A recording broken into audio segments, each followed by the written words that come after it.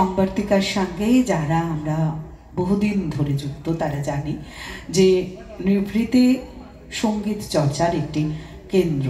সেখানে খুব সুরেলাভাবে গুছিয়ে রবীন্দ্রনাথের গান শেখানো হয়, কারণ তাপসীদি যিনি অধ্যক্ষা এই সংবর্তিকার, তিনি স্বয়ং সুচিত্রা মিত্রের কাছে গান শেখার সৌভাগ্য অর্জন করেছিলেন। এইরকম একটা গুরু যারা ইতিমধ্যে পেয়েছেন তারা সত্যি নিজেদের সৌভাগ্যবান এবং সৌভাগ্যবতী মনে করেন। আমরা এবার এমন একজনকে আমরা মঞ্চে আমন্ত্রণ জানাতে চাই যাদের সাথে আপনারা সকলেই যারা সুরে থাকেন কম বেশি পরিচিত। আমাদের সঙ্গে সুফল পাকরাশি, তাকে মঞ্চে আমন্ত্রণ জানাবো শ্রদ্ধার সঙ্গে। যত বাড়িতে যত রকম সুরেলা যন্ত্রপাতি আমরা সকলেই জানি এ হচ্ছে তাঁদেরই দেওয়া। আমি শ্রদ্ধার সঙ্গে সুফল পাকরাশিকে মঞ্চে আমন্ত্রণ জানাই। তাকে আমাদের সংবর্তিকার পক্ষ থেকে কৃতজ্ঞতা এবং ধন্যবাদ জানানোর একটা ছোট্ট মুহূর্ত আপনাদের কাছে উপহার দিতে চাই। আমরা সুফল পাকরাশিকে মঞ্চে আমন্ত্রণ জানাই। অসংখ্য ধন্যবাদ। আসলে মানুষকে সুরে থাকার অসুরের সংখ্যা তো বেশি, সুরের আকার মানুষজন বড় কম, তেমনই একজন মানুষ সুফল পাকরাশি। তাকে সংবর্তিকার পক্ষ থেকে আমরা শ্রদ্ধা জ্ঞাপন করব। শ্রদ্ধা জ্ঞাপন করবেন সংবর্তিকার যিনি অধ্যক্ষা তাপসী মুখোপাধ্যায় দিদিকে আমরা মঞ্চে আমন্ত্রণ জানাই। আসলে সময়ের সঙ্গে বন্ধুত্ব হয় না কিছুতেই, যতই আমরা চেষ্টা করি। সময়কে হাতে বেঁধে রাখি বটে, কিন্তু তাকে গুছিয়ে নেওয়া মুশকিল।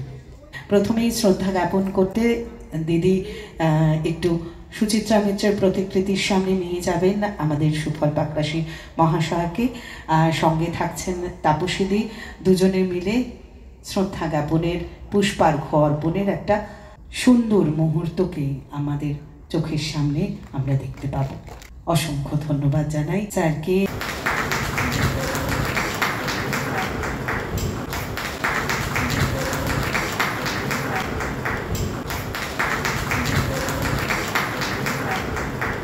দিদিও সঙ্গে রয়েছেন।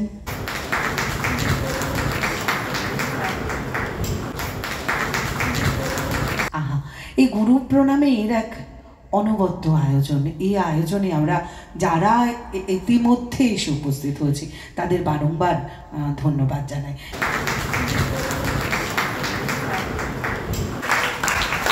এবার আমরা বরণ করে নিই। আমাদের সঙ্গে সুফল পাকরাশি রয়েছেন, তাকে বরণ করবেন সংবর্তিকার অধ্যাপিকা, অধ্যক্ষা এবং সদস্যরা। ফুলেলো প্রণাম, কৃতজ্ঞতা। আপনি ভালো থাকুন, সুস্থ থাকুন, এ কথাই বোধহয় বারবার আমরা বলতে চাই এমন বর্ষিয়ান মানুষদের। ভারতীয় সংস্কৃতির রীতি মেনে আমরা সুন্দর করে গুছিয়ে আমরা উত্তরীয়টি পরিয়ে দিতে চাই। আসলে এই পড়ানোর সঙ্গে শ্রদ্ধা এবং কৃতজ্ঞতা মিশ্রিত রয়েছে। সংবর্তিকার সুন্দর একটি স্মারক, খুব সুন্দর, অসাধারণ একটি স্মারক। দীর্ঘদিন তো সুরের সঙ্গে পথ চলা, যারা সুরকে ভালোবেসে এগিয়ে নিয়ে যান তাদের সঙ্গে পথ চলা। আমরা আশীর্বাদ নেব সংবর্তিকার পক্ষ থেকে। নমস্কার। এই আসরে আমি আসতে পেরে নিজেকে খুব ধন্য মনে করছি। তার কারণ রবি তীর্থের সাথে এবং ওনাদের যারা তখনকার দিনে গান বাজনা শিখতেন, যারা সিনিয়র এবং আমার খুব অল্প বয়সী ছিলেন, এবং ওনাদের দ্বিজেনবাবু চৌধুরী এবং রতিন চৌধুরী আমার বাবার খুব ঘনিষ্ঠ বন্ধু ছিলেন। এবং আমি রবি তীর্থ এবং সব যারা আমার হারমোনিয়াম ব্যবহার করে প্রত্যেকের কাছে কৃতিত্ব দিচ্ছে এই জন্যই যে অবস্থা থেকে আজকে আমি 100 বছর পার করেছি, আমার বাবার ছেলে তাকে রাখতে পেরেছি, যে জন্য নিজেকে আমি খুব গৌরব মনে করছি। এবং সঙ্গে আমার ছেলে, সেও আপ্রাণ চেষ্টা করে যাচ্ছে তার এবং বর্তমান যুগের চাহিদার সাথে আমি এবং আমার ছেলে আজকে 17 বছর চেষ্টা হারমোনিয়ামের সাথে তানপুরা আমরা ইন্ট্রোডিউস করেছি। সেটা আপনারা পরে জানতে পারবেন কতটা কি বললো।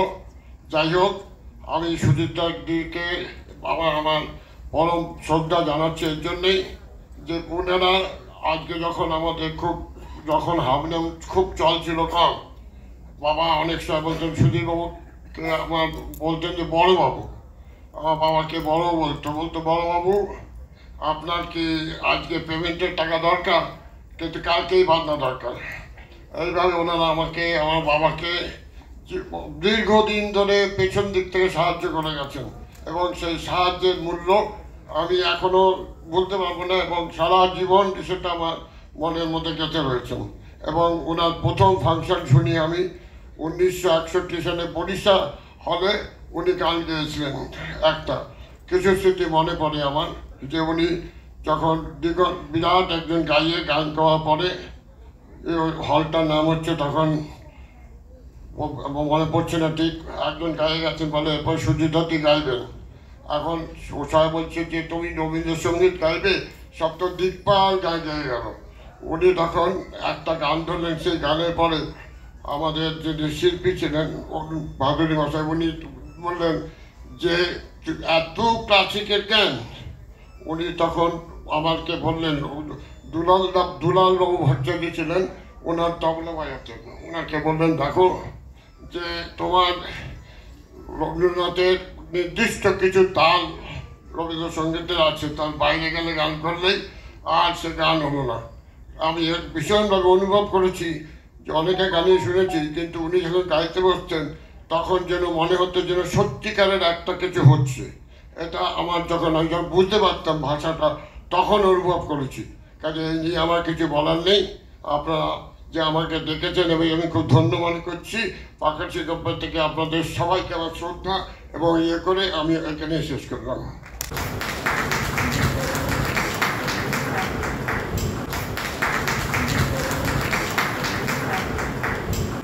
আমাদের প্রণাম।